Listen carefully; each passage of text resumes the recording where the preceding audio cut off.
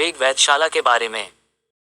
Ulugh bag वेधशाला Samarkand Uzbekistan में 1420 के दशक में तिमुरिद खगोलशास्त्री उलुग बेग द्वारा निर्मित एक वेधशाला है। वेधशाला में काम करने वाले इस्लामी खगोलविदों में अलकाशी अली कुश्जी और उलुग बेग स्वयं शामिल हैं। वेधशाला 1449 में नष्ट कर दी गई और 1908 में पुनः खोजी गई। इतिहास। शाहरुख का पुत्र और सुल्तान तैमूर का पोता उलुग बेग 15वीं शताब्दी में समरकंद का शासक बना। उलुग बेग गणित और खगोल विज्ञान में बहुत कुशल थे। उन्होंने अली कुश्जी सहित कई महत्वपूर्ण खगोलविदों को पढ़ाया। कई इतिहासकारों ने समरकंद या उलुग बेग वेधशाला के दौरान हुई घटनाओं की तारीखों की सटीक पहचान करने की कोशिश की है। ऐतिहासिक स्रोतों की तारीखों और उद्धरणों की व्याख्या में अंतर के कारण इस दौरान कुछ घटनाओं में अशुद्धियां और उपेक्षा हुई है। जमशेद अलकाशी के उलुग बेग के पिता को लिखे पत्रों में आप देख सकते हैं कि उलुग बेग की मरागा वेधशाला की यात्रा का उलुग बेग पर प्रभाव पड़ा। इससे उलुग बेग के समरकंद शहर के परिवर्तन और उनके गणितीय अभिविन्यास पर असर पड़ सकता था। अन्य मामले जैसे राजनीतिक, आर्थिक, सैन्य, सामाजिक और यहाँ तक कि व्यावसायिक कारणों ने भी उलुग बेग वेधशाला के निर्माण में भूमिका निभाई हो सकती है। अपनी स्वयं की वेधशाला शुरू करने का एक अन्य कारण ये हो सकता है कि अलसूफी के साथ उलुग बेग की टिप्पणियों में मतभेद था। उलुग बेग वेधशाला का निर्माण 1422 के आसपास हुआ था। अलग अलग स्रोत अलग अलग तारीखों का उल्लेख करते हैं। हालांकि कई स्रोत वेधशाला की नींव की तारीख 830 के आसपास बताते हैं और 1422-1428 को वह अवधि बताते हैं जिसके दौरान वेधशाला का निर्माण पूरा हुआ था। कई पुराने फारसी ग्रंथों में समरकंद वेधशाला और महान उलुग बेग शामिल हैं। उन्होंने कुशल गणितज्ञों और खगोलविदों को इस वेधशाला और समरकंद में एक मदरसा बनाने में मदद करने के लिए आमंत्रित किया। जिन लोगों को उन्होंने आमंत्रित किया उनमें गियाथ अल-दीन जमशेद अलकाशी, म्यूइन अल-दीन अलकाशी, सलाह अल-दीन कादीज़ादा रूमी और अली कुशीजी शामिल थे। वेधशाला में 60 से अधिक गणितज्ञों और खगोलविदों को आमंत्रित किया गया था। जमशेद अलकाशी को वेधशाला के पहले निदेशक के रूप में नियुक्त किया गया था। अलकाशी की मृत्यु के बाद कादाज़ादा वेधशाला के निदेशक बने। कादीज़ादा कुश्जी की मृत्यु के बाद अंतिम निदेशक के रूप में वेधशाला का नेतृत्व किया।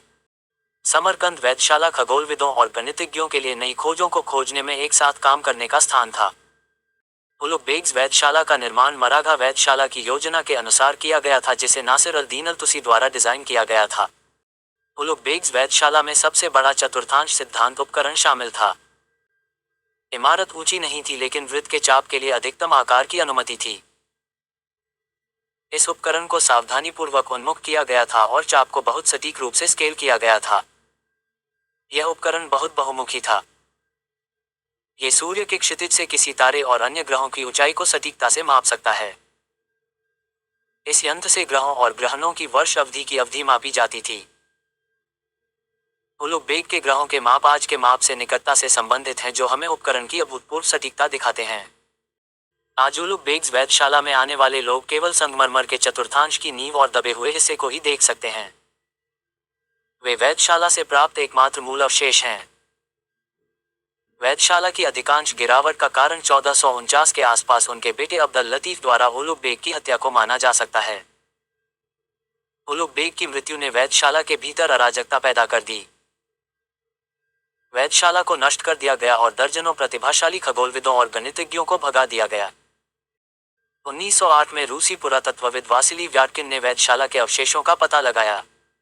15वीं शताब्दी के खगोलशास्त्री और गणितज्ञ जमशेद अलकाशी को वहां होने वाली वैज्ञानिक प्रक्रियाओं के साथ बातचीत करने के लिए समरकंद में स्थानांतरित होने के लिए जाना जाता है। उलुग बेग से निमंत्रण मिलने के बाद अलकाशी ने उत्तर मध्य ईरान में अपनी जन्मभूमि काशान को छोड़ दिया और समरकंद चले गए।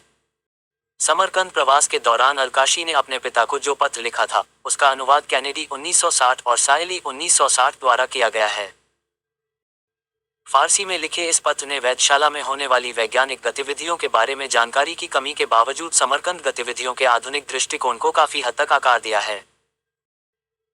हालांकि अलकाशी द्वारा अपने पिता को लिखा गया एक नया पत्र ईरान में पाया गया है और बघेरी द्वारा इस पत्र का अनुवाद विशेष रूप से समरकंद के वैज्ञानिक माहौल पर अधिक प्रकाश डालता है और उनके आधार पर पहले पत्र में कुछ तत्वों की अस्पष्टता को कम करता है। पत्र में अलकाशी ने ज्योतिष के बारे में एक समस्या का वर्णन किया है जिस पर उन्होंने अपने सहयोगियों के साथ चर्चा की थी।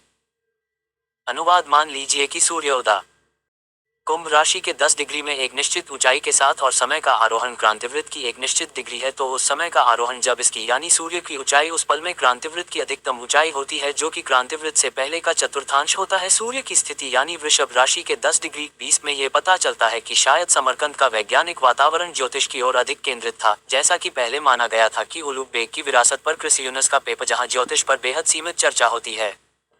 उलुग बेग के वैज्ञानिक माहौल पर क्रिसियुनस के पेपर में ज्योतिष का केवल एक बार उल्लेख किया गया था, जो कि नए उपर्युक्त पत्र को देखते हुए समरकंद दुनिया में वैज्ञानिक प्रवचन का शायद अधिक एकीकृत तत्व था।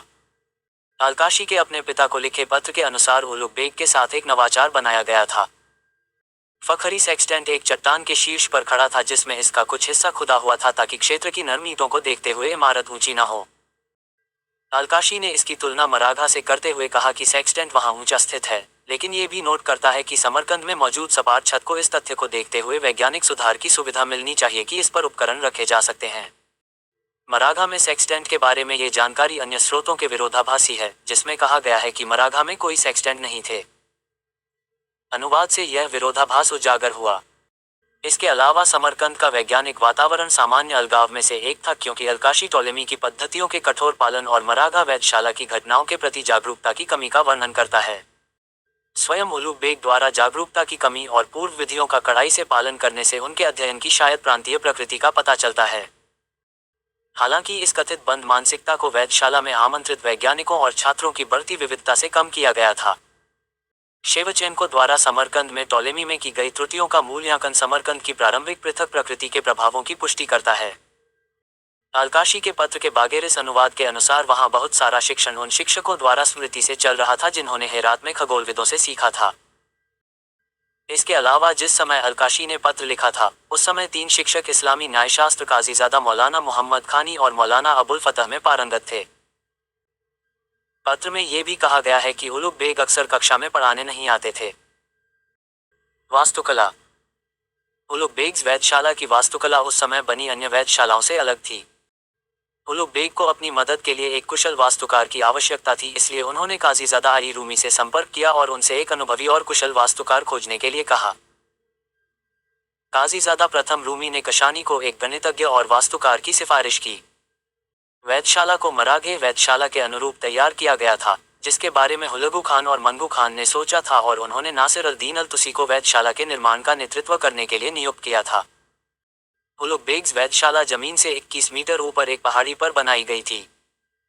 वेधशाला में एक बेलनाकार आकार की इमारत है जिसका व्यास 46 मीटर और ऊंचाई 30 से 33 मीटर है। इस सिलेंडर के बीच में सेक्सटेंट था। इमारत ईंटों से बनी थी जो आसानी से उपलब्ध थी, लेकिन विशेष रूप से स्थिर नहीं थी। वे सेक्सटेंट के आधे हिस्से को भूमिगत बनाकर इस समस्या को हल करने में सक्षम थे। इससे ऊंचाई को खतरनाक रूप से बढ़ाए बिना सेक्सटेंट के आकार को बनाए रखना संभव हो गया। वेधशाला 3 मंजिलों से बनी थी। पहली मंजिल कर्मचारियों के रहने के लिए थी। सभी अवलोकन दूसरी और तीसरी मंजिलों से किए गए थे, जिनमें देखने के लिए कई मेहराब थे। वेधशाला की छत सपाट थी, जिससे इमारत के शीर्ष पर उपकरणों का उपयोग किया जा सकता था। हाल के वर्षों में वेधशाला के प्रवेश द्वार को कई बार संशोधित किया गया है।